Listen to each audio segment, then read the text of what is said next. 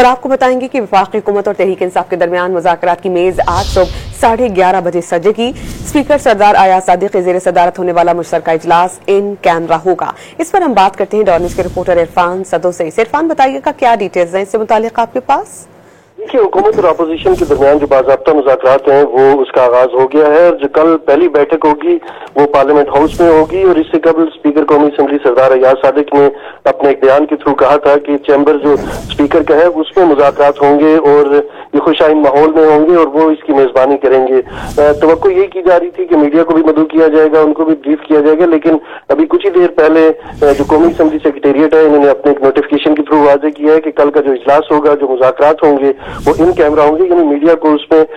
بیٹھنے کی اجازت نہیں ہوگی، ان تک شاید خبریں نہ پہنچے، لیکن اسپیکر نے یہ واضح کیا ہے کہ شاید پہلی ملاقات میں یہ چیزیں طے نہ ہو پائے دونوں کے درمیان، اور یہ بیٹھک آگے چلیں گی اور مذاکرات ہوتے رہیں گے، اور دونوں طرف سے جو ڈیمانڈز ہیں وہ سامنے رکھی جائیں گی۔ اور اس کی جانب سے جو پرائم منسٹر نے جو کمیٹی بنائی اس کی بھی تعریف کی اسپیکر نے، اور کہا کہ ابھی ہمیں مل بیٹھ کے اس کے اوپر بات چیت کرنا ہوگی اور دیکھنا یہ ہے کہ بات چیت کے تھرو کیسے مسائل کا حل کرنا ہے۔ تو ابھی نوٹیفکیشن جاری ہوا اور کل 11:30 بجے پارلیمنٹ ہاؤس میں یہ اجلاس ہوگا اور اجلاس ان کیمرہ ہوگا۔ جی بہت شکریہ، آپ ہمیں اپڈیٹ کر رہے تھے عرفان صدو سے۔